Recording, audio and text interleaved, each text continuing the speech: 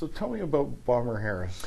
Yeah, it's interesting. I mean, I remain very critical of Harris, but throughout the book I developed at first grudging, and then I suppose after a while no longer grudging respect for the man. There's no question that he was, in two senses, a very impressive commander. The first is that he inspired, I say in this book, this incredible loyalty among his men, right through the war and after the war. To this day, the veterans speak very highly of him. And this is despite the fact that they basically had a 1 in 2 chance, or something to that effect, of surviving the war. Secondly, he was nothing if not decisive. He set himself a goal, and he pursued it with almost religious fervor. And decisiveness has its advantages in a military conflict. That said, he, of course, was responsible for pursuing a policy that, in my view, was not only ineffective, but particularly towards the end of the war, highly immoral. So it was the area bombing where you just bombed everything in an area, literally, and then there was so-called precision bombing, which at the beginning of the war wasn't at all precise. Wasn't to be precise. No, all through the Second World War they were more, ideal types than anything.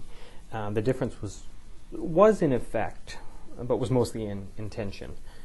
I mean, the names suggested. Area bombing involved spreading bombs over a very wide residential area, carpet bombing, area bombing of cities, and precision bombing involved specific targets and trying to hit them, though often hitting much around them.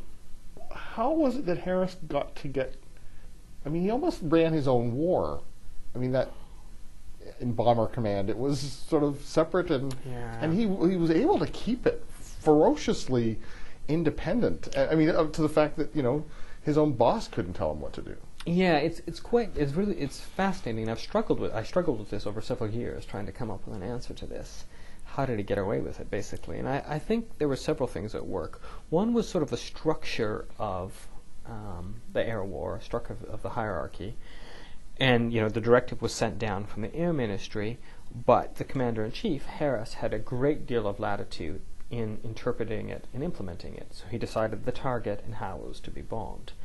So that discretion allowed him, in a sense, to be, in the main, with some important exceptions, formally within the directive, though always pushing the limits, but conducting his own private war, a phrase that's used in the book. That's part of it.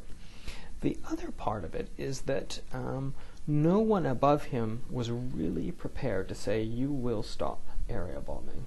They thought it was ineffective, they thought it was immoral, they thought it wasn't working, but somehow they didn't bring themselves to put an end to it. So if we talk about sins or errors, the one's an error of commission, that's Harris, and the other's an error of omission, and that is Portal and Churchill. And they could have put an end to it, but they chose not to. I think what I couldn't forgive Harris for is knowing that he was creating firestorms. And I'll ask you about how they are created in a second. But he knew they were happening, and he made sure they happened, and he was gleeful when he got a really good one started. So what is a firestorm? Well, a firestorm is I'm glad you brought it up.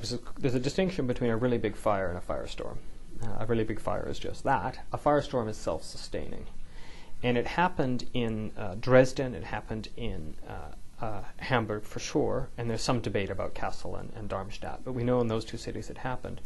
And what happens is that the fire becomes so intense that as it draws oxygen and gases into it, those gases explode, creating more fire, which shoots up, which draws in more oxygen, which leads to an explosion, which shoots up.